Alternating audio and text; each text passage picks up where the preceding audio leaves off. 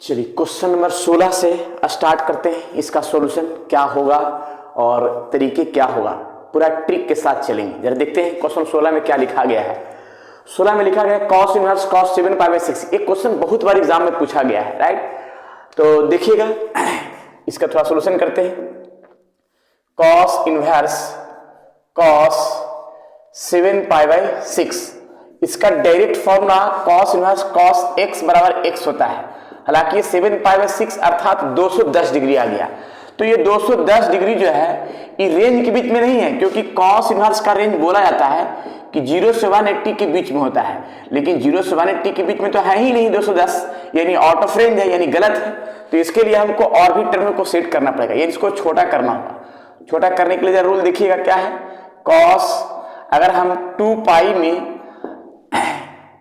में अगर हम माइनस करते हैं 5π/6 को, 2π में अगर 5π/6 को घटाते हैं तो देखते हैं क्या आता है। यहां पे एक फॉर्मूला बनेगा cos 2π - theta equals to cos theta. देखिए स्टेप बाय स्टेप जो फॉर्मूला यूज होने वाला है सभी फॉर्मूला को यूज करते जाएंगे। थोड़ा देर होगा लेकिन कॉन्सेप्ट क्लियर होगा, राइट। तो cos 360 - theta equals to cos theta होता है, यानी cos 5π/6। अब इसका फॉर्मूला होता है cos inverse cos x equal to x होता है, लेकिन x ये होगा लेकिन 0 से 180 के बीच में होना चाहिए x। तो cos इनवर्स cos x क्या हो गया x, जिसको बोलते हैं 5π/6। अभी 5π/6 150 डिग्री है, तो क्या 150 डिग्री जो है इस रेंज के बीच में है? तो रेंज के बीच में है, यानी ये कंप्लीट ऑप्शन नंबर कितना हो गया? ऑप्शन नंबर ए हो गया, राइट। नेक्स्ट क्वेश्चन, चलिए क्वेश्चन नंबर 17 देखिएगा। इंटीग्रेशन dx, और dx का इंटीग्रेशन होता है ओनली x होता है, dx का इंटीग्रेशन x होता है प्लस k हो जाएगा, यानी इसका ऑप्शन कौन बोल सकते हैं? x प्लस k, यानी ऑप्शन नंबर ए ही हो गया, राइट। चलिए नेक्स्ट क्वेश्चन, आसान क्वेश्चन था। चलिए देखिए ये क्वेश्चन नंबर है 18, cot tan inverse x plus cot inverse x। ये तो सबको पता होगा कि tan inverse x plus cot inverse x equals to π/2 होता है। ये याद रखिएगा, ये फॉर्मूला π/2 होता है। तो देखिए ये cot तो cot हो गया, और tan इनवर्स प्लस cot में क्या होगा? π/2, और cot 90 का वैल्यू होता है 0, क्योंकि tan 90 का वैल्यू इनफिनाइट, तो cot 90 का वैल्यू 0, राइट। तो 0 option number A, clear. Next question देखिए, क्वेश्चन नंबर 19 में क्या लिखा गया है? If A is an invertible matrices of order 2 then determinant A inverse is equal to, यानी determinant A inverse equals to, एक formula determinant A inverse equals to होता है 1/डिटरमिनेंट ए होता है, 1/डिटरमिनेंट ए, जो ऑप्शन नंबर कितना बनेगा? ऑप्शन नंबर बी बनेगा, राइट। चलिए नेक्स्ट, इस फॉर्मूला याद रखिएगा, क्लियर। नेक्स्ट क्वेश्चन देखिए 20 नंबर क्वेश्चन, cosec x का इंटीग्रेशन, cosec x का इंटीग्रेशन होता है log tan x/2, और एक और होता है इसका होता है cosec x का integration log tan x/2 plus के होता है, और एक और होता है log cosec x minus cot x होता है, log cosec x minus cot x होता है, राइट। तो दोनों में से कोई है, तो यानी ऑप्शन नंबर क्या बनेगा? ए बनेगा, राइट। दोनों फॉर्मूला होता है, याद रखिए। नेक्स्ट क्वेश्चन देखिए 21 number question, sec square 3x plus 5 का इंटीग्रेशन। तो सबसे पहले हम बताना चाह रहे हैं कि sec स्क्वायर x का इंटीग्रेशन होता है tan x plus c, right. तो यहां भी sec स्क्वायर x का इंटीग्रेशन tan x तो होगा, tan x 3x प्लस 5 होगा, लेकिन x का कोफिशिएंट 3 है वो नीचे आ जाएगा प्लस k, राइट। यानी tan 3x प्लस 5/3 किसमें ऑप्शन बनेगा? ऑप्शन 3, यानी ऑप्शन नंबर ए ही बनेगा, राइट। चलिए नेक्स्ट क्वेश्चन, चलिए question 22, the order of differential equation 2x square double differential minus 3dy plus y equal to 0। Order का मतलब है कि जो सबसे अधिक बार डिफरेंशिएट किया रहेगा उसी को ऑर्डर बोलते हैं, और डिग्री क्या है कि जो सबसे अधिक बार डिफरेंशिएट और उसके पावर जो रहेगा वो डिग्री कहलाएगा, मतलब ऑर्डर के पावर टर्म वो डिग्री कहलाएगा। तो जरा देखते हैं, ऑर्डर जो सबसे अधिक बार डिफरेंशिएशन, यानी सबसे अधिक बार तो 2 है, ये एक ही बार है, तो ये मेरा ऑर्डर कहलाएगा, यानी ऑर्डर मेरा 2 होगा। ऑर्डर क्या हुआ? 2 होगा, और डिग्री अगर पूछा जाए तो डिग्री अगर 1 होगा इसमें, लेकिन डिग्री नहीं पूछा जा रहा है, सिर्फ ऑर्डर पूछा जा रहा है, तो ऑर्डर मेरा कितना है? 2, जो ऑप्शन नंबर ए बनेगा, राइट। नेक्स्ट क्वेश्चन चलिए 23 नंबर क्वेश्चन में क्या लिखा हुआ है कि दोनों का डिटरमिनेंट्स निकालना है। तो x इंटू एक्स हो जाएगा एक्स स्क्वायर और इसको इससे मल्टीप्लाई करें -36, ये हो गया 36 माइनस 36, राइट। अब इसका फॉर्म क्या है, x square minus 36 equal to 0 आ जाएगा, अर्थात x square equal to 36 then x equals to आ जाएगा +-6, जो ऑप्शन नंबर क्या बनेगा, ऑप्शन नंबर बी बनेगा, राइट। चलिए नेक्स्ट क्वेश्चन देखिएगा, ये जो है लीनियर प्रोग्रामिंग का एक क्वेश्चन ऑब्जेक्टिव का है जो सामने दिख रहा है, वो कैसे बनेगा। The minimum value of z equal to दिया गया है और ये सब्जेक्ट टू भी दिया गया है। सबसे पहले जो फॉर्म दिया गया है x + 3y = 3, राइट, इसको इक्वेशन फर्स्ट मान लेते हैं और फिर देखिएगा x + y = 2 इक्वेशन सेकंड मान लेते हैं। इसका फॉर्म हम बनाते हैं, पुट x बराबर अगर हम 0 पुट करते हैं तो y = 1 आ जाएगा, मतलब पॉइंट 0 और 1 दिखेगा। फिर अगर हम y = 0 पुट करते हैं देन x बराबर आ जाएगा 3 आ जाएगा, यानी 3 और 0 दिखेगा, क्लियर। फिर यहाँ वैसा ही काम करते हैं, पुट x का वैल्यू 0 पुट करते हैं देन y बराबर 2 आ जाएगा, यानी 0 2 पहला पॉइंट, और y = 0 पुट करते हैं देन y = 0 पुट किया तो x पर क्या आएगा 2, यानी 2 0। अब इसमें हम ग्राफ बनाते हैं, लेकिन हम एक काम करते हैं कि थोड़ा सा दोनों को सोल्व कर लेते हैं। इक्वेशन फर्स्ट और सेकंड को घटाते हैं तो x + 3y = 3 और x + y = 2। अगर माइनस करते हैं तो ये कटेगा, यहाँ 3y में से y यानी 2y = 1, देन x y बराबर क्या हो गया, y = आ जाएगा 1/2, और यही y की वैल्यू हम पुट करते हैं इक्वेशन फर्स्ट में तो सेकंड में। देखिएगा हम फर्स्ट में पुट कर देते हैं या सेकंड में पुट कर देते हैं, सबसे आसान। देखिए x और y की वैल्यू 1/2 पुट कर दिया तो x = 2 - 1/2 यानी 2 - 1/2 यानी 3/2 आ जाएगा, ये x का वैल्यू आ गया, राइट। यानी x का वैल्यू का मतलब है कि ये पॉइंट दिख रहा है, पॉइंट मेरा 3/2 और 1/2, यानी फर्स्ट और सेकंड को सोल्व किया तो इसका मतलब है कि जो x और y का वैल्यू जो आया है वो इसी पॉइंट पर इक्वेशन फर्स्ट और सेकंड कट करेगा। देखिए थोड़ा सा ग्राफ शॉर्ट में बनाना चाह रहे हैं, देखिएगा सबसे पहले x एक्सिस और y एक्सिस का ग्राफ छोटा सा है, और यहाँ 1 2 3 4 5 1 2 3 4 5 6। अब देखिएगा पहला लाइन का इक्वेशन x की वैल्यू 0 है, y की वैल्यू 1 है, यानी यहाँ पे बनेगा, राइट, 0 और 1। x की वैल्यू 3 और y की वैल्यू 0, यानी 3 और 0 यहाँ भी बनेगा, 3 और 0। ये लाइन को हम ज्वाइन करवाते हैं, क्लियर है, इस टाइप से इक्वेशन फर्स्ट है। सेकेंड लाइन x की वैल्यू 0 y की वैल्यू 2, x की वैल्यू 0 y की वैल्यू 2, यानी यहाँ पे है, राइट, और x की वैल्यू 2 y की वैल्यू 0, यानी एक पॉइंट यहाँ पे है 2,0, और दोनों को हम ज्वाइन कर देते हैं ऐसे, क्लियर। इक्वेशन क्या आ गया, सेकेंड आ गया। अब इसमें एक देखते हैं क्या कि ये जो कट किया है 3/2 1/2 पर कट किया है, ये वैल्यू बताएगा। तो x की वैल्यू 3/2 यानी यहाँ पे सच में कट किया है, और 1/2 एकदम परफेक्ट कट किया है, 3/2 और 1/2 पर ही कट किया है, तो मेरा बनाया हुआ क्या है, सही है। अब इसका मेन टर्म क्या है जरा देखिएगा, यहाँ पे हम थोड़ा चेक कर लेते हैं, x + 3y > 3, यानी x और y दोनों को हम 0 पुट करते हैं, दोनों वैल्यू 0 पुट करेंगे, x भी 0 y भी 0। जब 0 पुट करेंगे तो यह स्टेटमेंट कह रहा है कि 0 बड़ा होना चाहिए 3 छोटा होना चाहिए, जो कि ऐसा है नहीं, यानी गलत हो गया। जब गलत हो गया तो ये जो लाइन है फर्स्ट लाइन, इसके ऊपर कलर होगा, इसके ऊपर वहां कलर होगा, राइट। फिर देखिए सेकेंड इक्वेशन में भी x + y > 0 है, x और y 0 दोनों पुट करेंगे 0, तो ये कंडीशन कह रहा है कि 0 बड़ा होना चाहिए 2 छोटा होना चाहिए, जो कि ऐसा है नहीं, ये भी स्टेटमेंट क्या है, गलत है, क्योंकि यहाँ पे 2 बड़ा लग रहा है तो 2 तरफ मुंह खुला हुआ रहना चाहिए, राइट। तो ये भी लाइन क्या है, ऊपर की कलर होगा। तो यानी ऊपर का कलर होने का मतलब है कि सबसे अधिक बार जो भाग होगा ऊपर ही कलर होगा, राइट, यानी नीचे वाला भाग कलर नहीं होगा, यानी ऊपर ही कलर होगा, दोनों भाग के ऊपर कलर है। अब दोनों भाग का जो पॉइंट मेरा दिख रहा है, एक जो कलर हो रहा है, एक पॉइंट ये कलर टच हो रहा है, ये टच हो रहा है, ये टच हो रहा है, इसका नाम देते हैं ए, और इसका नाम देते हैं बी, और इसका नाम देते हैं क्या, सी।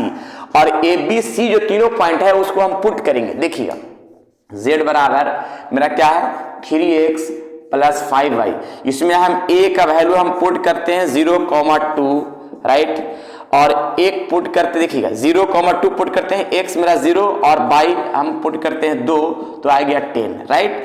और b का वैल्यू कितना है 3/2 और 1/2, इसको हम पुट करते हैं, यहाँ पे 3/2 पुट किया और y में पुट किया 1/2 पुट किया, अर्थात यहाँ पे आएगा 9 + 5 यानी 14/2 यानी 7 आ जाएगा, राइट। अब इसके बाद देखते हैं c का वैल्यू है 3 है और 0 है, z में ही पुट करना होता है। तो देखिए यहाँ पे z में पुट करेंगे 3x के स्थान पर और y के स्थान पर 0 पुट करेंगे, तो ये आ जाएगा कितना मेरा 9 आ जाएगा। अब इसमें सवाल है कि पूछा जा रहा है क्या कि मिनिमम क्या होगा, तो तीनों में मिनिमम कौन है, तो तीनों में मिनिमम क्या है कि ये वाला मिनिमम है, यानी ये टर्म जो 7 दिख रहा है वो मिनिमम है। किस पॉइंट के लिए मिनिमम है, तो मिनिमम है 3/2 और 1/2 पॉइंट के लिए मिनिमम है। तो पॉइंट अगर पूछता है तो 3/2 1/2, अगर सिर्फ मिनिमम पूछ रहा है कि कितना मिनिमम होगा तो 7 होगा, तो ऑप्शन नंबर 7 है, यानी ऑप्शन नंबर क्या बनेगा सी बनेगा, राइट। नेक्स्ट क्वेश्चन, चलिए क्वेश्चन 25 में लिखा है कि प्रोबेबिलिटी ऑफ a बराबर 1/2 है, प्रोबेबिलिटी ऑफ b 0 है, then probability of a by b क्या होगा। यानी probability of a by b का एक फॉर्मूला है probability of a intersection b by probability of b, जिसमें से probability of a intersection b तो पता ही नहीं है, लेकिन प्रोबेबिलिटी ऑफ b 0 है। अब किसी भी फंक्शन के डिवाइड में 0 रहे तो नॉट डिफाइंड कहलाएगा, यानी नॉट डिफाइंड ये आएगा। अब नॉट डिफाइंड किस में है, ऑप्शन नंबर देख लेते हैं, ऑप्शन नंबर डी में है, राइट। Next question,